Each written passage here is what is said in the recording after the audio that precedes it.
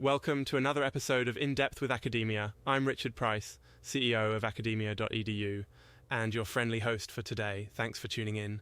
Wherever you are, whatever you're doing, I appreciate you lending me your ears, your brain, and maybe even a bit of willpower, which, funny enough, is exactly what today's episode is all about. Today we're diving into a thought-provoking and honestly kinda mind-bending paper by Hadrian Stone. The title, The Myth of Free Will in Marketing, Why Consumers Obey Invisible Architectures. If you've ever been scrolling late at night and suddenly found a new gadget in your shopping cart and wondered, wait, did I really choose this? Then, you're already living in the world Stone describes. First, quick reminder, I'm presenting this paper with academic neutrality, right? I'm not telling you Stone is always right, or that this is absolute unchallengeable truth. Academic research offers insights, not commandments, and that's especially important today because, well, this topic can hit close to home. Alright, let's set the stage. What's the core question Hadrian Stone is grappling with? He asks. Are we as consumers ever really free when we make choices in this digital marketplace, or are we kind of just performing on a stage set up for us by marketers? Why is that even important? Well, if you've ever wondered about your own agency or how much you're really in control, this paper might change the way you look at those everyday decisions. Stone's big claim is that a lot of what we think of as free will in the marketplace is less about persuasion and more about, well, behavioral architecture. He paints this picture of modern marketing as something that shapes our actions long before we even feel like we've made a conscious choice. So it's less I chose it because I wanted to, and more I wanted it because the environment made that want feel natural. Yikes, right? To frame his argument, Stone draws on some fascinating thinkers. Nietzsche, who warned that the deed is everything, the doer is a fiction. That's philosophical, but it really cuts deep. Then there's Foucault, who dug into how power structures can be invisible but super effective. And Dan Ariely, many of you have probably heard of him, shows up with research on how humans are systematically irrational. All these voices combine to suggest that what feels like free choice is a kind of choreography. Let's break down a few of the key mechanisms Stone highlights. First, algorithmic curation. Those behind-the-scenes choices platforms make about what you see, when you see it, and in what order.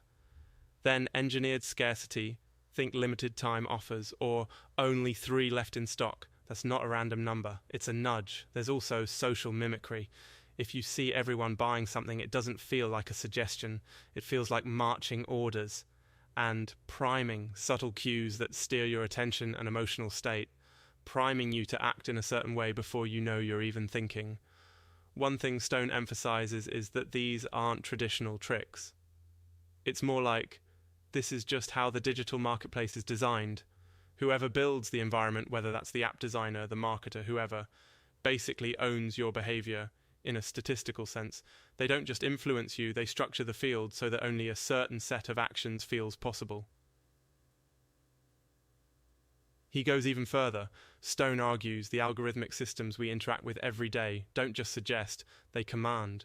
They sequence emotional triggers, control what gets your attention, and even manipulate what feels like your own desire.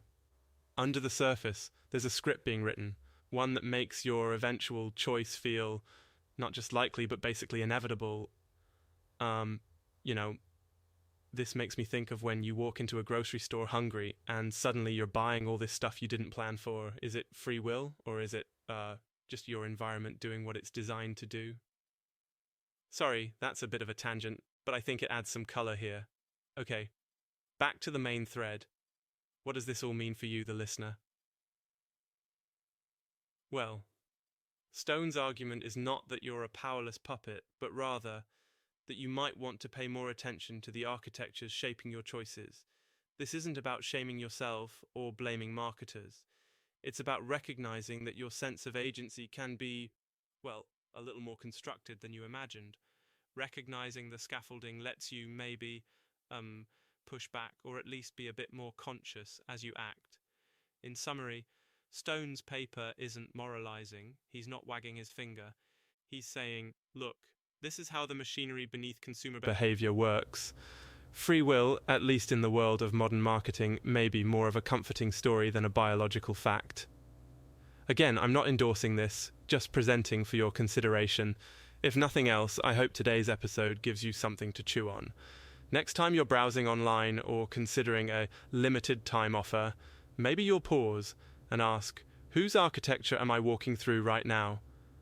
Thanks for spending some time with me today on In Depth with Academia. Keep questioning, keep exploring, and remember, academia's greatest gift is curiosity. Until next time.